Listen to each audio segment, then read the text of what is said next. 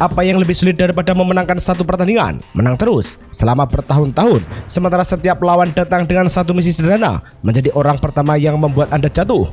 Pada Jumat 21 Agustus 2026, Johor Darul Takzim atau JDT membuka musim Liga Super Malaysia 2026-2027 dengan kemenangan 3-0 atas Kuching City dan sekaligus mencatat 109 penampilan Liga Domestik tanpa kekalahan. Rekor dunia yang sebelumnya dipegang Asec Mimosas akhirnya berpindah tangan setelah bertahan sejak periode 1989 hingga 1994. Jadi ini bukan sekedar soal satu kemenangan di Liga Pembuka, ini cerita tentang sebuah klub yang sudah terlalu lama berhasil menghindari kata kalah. Rentetan itu terdiri dari 102 kemenangan dan 7 hasil imbang, dengan kekalahan terakhir JDT di Liga Domestik terjadi pada April 2021.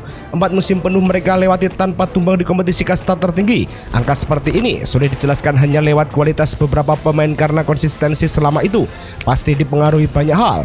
Pergantian personil, perubahan lawan, padatnya kalender, sampai kemampuan menjaga kondisi pemain. Rekor tersebut akhirnya menjadi bukti paling sederhana dari satu hal yang jauh lebih besar. JDT berhasil mengubah konsistensi dari target menjadi kebiasaan. Mari mulai dari malam ketika rekor itu resmi menjadi milik JDT. Kuching City datang sebagai lawan pertama JDT di Liga Super musim 2026-2027. Pertandingan digelar di Stadion Sultan Ibrahim dan sekaligus menjadi laga Piala Sultan Haji Ahmad Shah. Marcos Gulhermi membuka skor, lalu Oscar Arribas dan Sabab Zahedi menambah 2 gol pada babak kedua. Hasil akhir 3-0 dan 3 poin langsung masuk ke rekening JDT pada pekan pertama.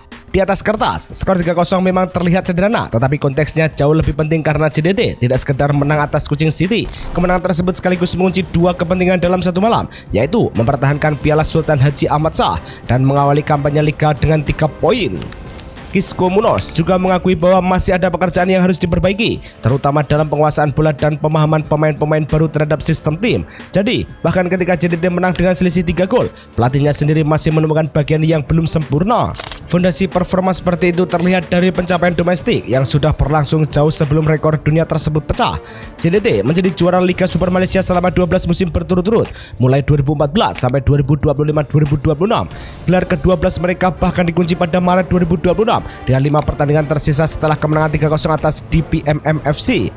Jadi, ketika musim baru dimulai, JDT bukan sekedar mengejar gelar pertama mereka sedang mengejar angka berikutnya dalam sebuah rentetan yang sudah berlangsung lebih dari 1 dekade. Yang menarik, rentetan tersebut tidak bergantung pada satu generasi pemain. Gelar pertama datang pada 2014 di bawah Bojan Hodak. Lalu dilanjutkan dari musim ke musim sampai 2025-2026 ketika sebuah klub mampu melewati pergantian personel tanpa kehilangan standar kompetitifnya. Berarti yang bekerja bukan sekedar kualitas pemain inti, ada sistem yang menjaga agar perubahan individu tidak otomatis merusak performa keseluruhan. Kisco Munoz sendiri menyebut rekor 109 laga itu sebagai hasil pembangunan, investasi, dan keyakinan terhadap proyek JDT selama 12 tahun. Kalau gelar bisa terus berada di tempat yang sama selama lebih dari 1 dekade, berarti ada proses di belakang layar yang jauh lebih konsisten daripada hasil pertandingan. JDT dibangun dengan dukungan finansial pribadi Tunku Ismail Ibni Sultan Ibrahim atau TMC. Kemudian diarahkan menuju struktur profesional dalam pengambilan keputusan, perekrutan, pemasaran, dan pengelolaan operasional. Sudut pandang ini juga sejalan dengan penjelasan Kisco bahwa transformasi JDT selama 12 tahun menjadi fondasi untuk pencapaian saat ini. Contoh paling konkret ada pada infrastrukturnya. Stadion Sultan Ibrahim dibangun dengan biaya sekitar 200 juta ringgit Malaysia dan resmi menjadi markas JDT pada 2020. Stadion itu kemudian terpilih sebagai Stadium of the Years 2020 dalam jajak pendapat Stadium DB setelah mengungguli 19 venue lain di seluruh dunia. Jadi, fasilitas JDT bukan hanya dipuji dari dalam klub, stadionnya sendiri sudah memperoleh pengakuan internasional. Jordi Amat juga pernah menjelaskan alasannya memilih JDT dengan menyebut fasilitas klub sebagai salah satu faktor utama. Menurut pengakuannya, setelah mengunjungi fasilitas JDT, ia merasa belum pernah bermain di klub lain dengan fasilitas olahraga seperti itu dan menggambarkan lingkungan tersebut sebagai sesuatu yang terasa seperti berada di Eropa. Jadi, ketika orang bicara soal proyek JDT, pembahasannya memang tidak berhenti pada transfer pemain atau kualitas stadion saat hari pertandingan.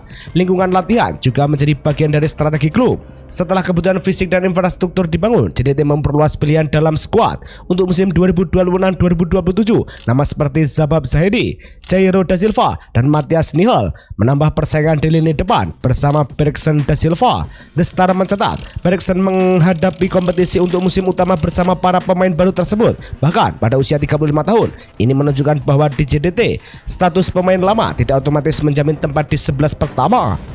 Kedalaman seperti itu penting karena JDT tidak hanya bermain di satu kompetisi. Liga domestik membutuhkan konsistensi panjang, sementara pertandingan Asia memaksa tim menghadapi kualitas lawan yang berbeda. Semakin padat kalender, semakin mahal harga sebuah skuad yang tidak punya alternatif berkualitas. Karena itu, persaingan internal bukan sekedar urusan siapa yang menjadi starter, tetapi cara klub menjaga kualitas pemain ketika rotasi tidak bisa dihindari.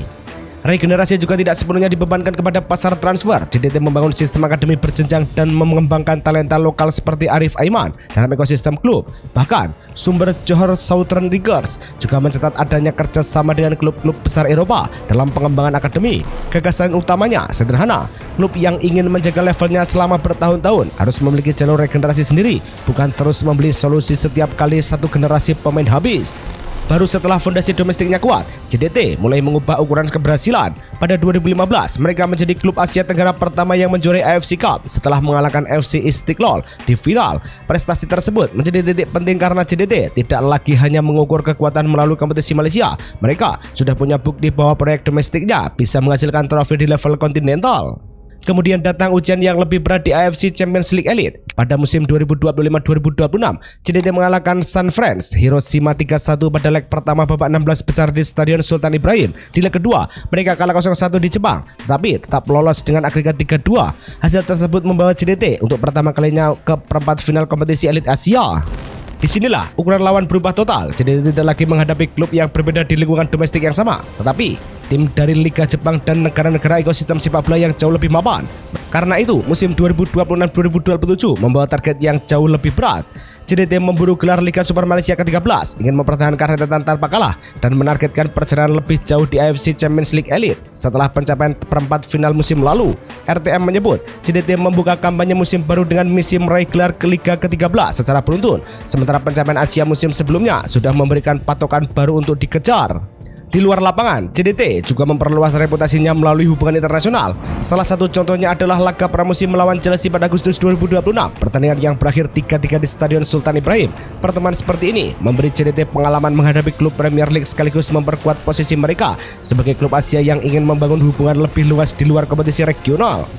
Jadi, persoalan JDT sekarang bukan bagaimana menciptakan kejayaan dari nol. Fase itu sudah mereka lewati. Yang jauh lebih sulit adalah menjaga seluruh elemen tetap bergerak dalam arah yang sama ketika lawan mulai memahami pola mereka. Pemain terus berganti dan tuntutan kompetisi Asia semakin keras. Malaysia sudah memberi JDT ruang untuk membangun dinasti. Asia sekarang menjadi tempat untuk menguji apakah dinasti tersebut benar-benar punya level berikutnya.